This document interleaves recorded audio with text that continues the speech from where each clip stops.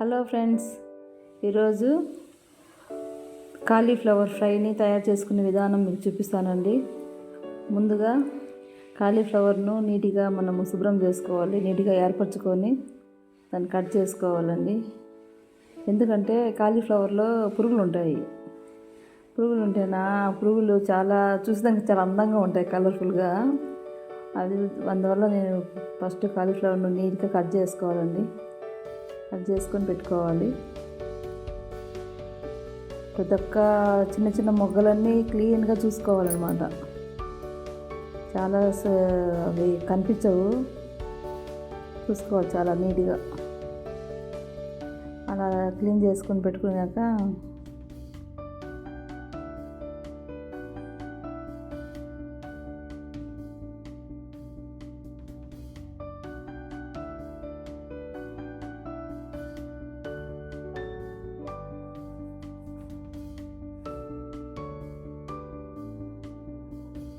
అట్లా మొగ్గలు తీసేసుకుంటే బాగుంటుంది. చిన్న చిన్న మొగ్గలుగా, పెద్ద మొగ్గలు కాకుండా చిన్న మొగ్గలు. చూడండి, ఇలాంటి పురుగులు ఉంటాయన్నమాట. చూడండి, కలర్ఫుల్గా ఉంటాయి పురుగు. ఆ పురుగులు ఉంటాయి కాబట్టి మనం నీట్గా చూసుకోవాలి. అలాగే అన్ని క్లీన్ చేసిన తర్వాత వేడి నీళ్ళు పెట్టుకోవాలి. పసుపు ఉప్పు వేసుకొని నీళ్ళు బాగా తెల్లేటప్పుడు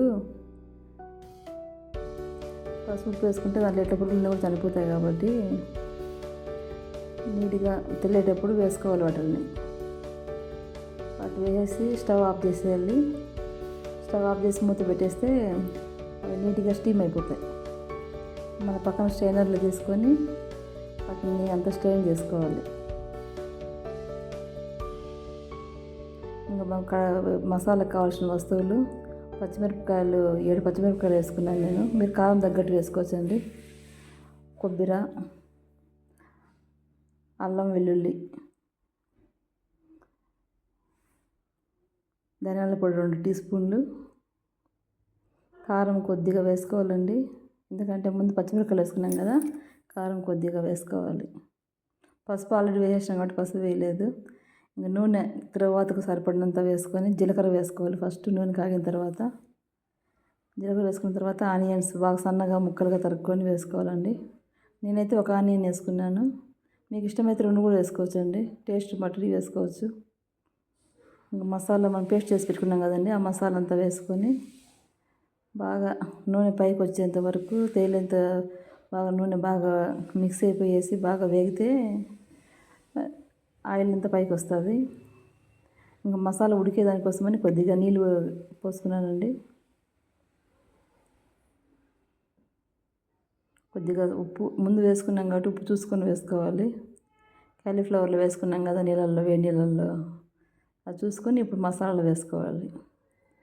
బాగా మసాలా అంతా బాగా మగ్గి నూనె అంతా పైకి తేలేంత వరకు ఉంది.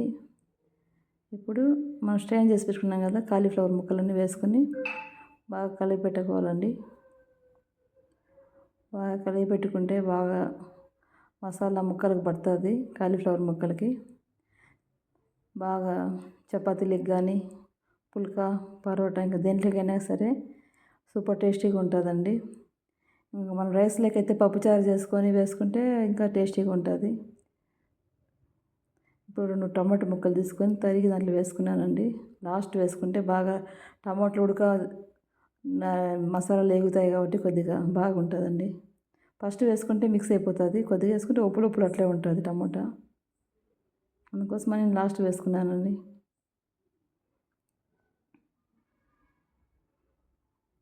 అట్లే మగ్గనియాలండి కొద్దిసేపు. చూడండి ఎంత బాగా మగ్గిపోయినాయో టమోటాలు. కొత్తిమీర పైన గార్నిష్కు. కొత్తిమీర దేంట్లోకైనా బాగా ఫ్లేవర్గా బాగుంటుంది. లాస్ట్ వేసుకొని ఇంకా బాగా కలిగి పెట్టుకొని బాగా వేడివేడిగా వడ్డించుకోవడమేనండి. ఇంకా స్టవ్ ఆఫ్ చేసేస్తే సరిపోతుంది. చాలా టేస్టీగా ఉంటుందండి.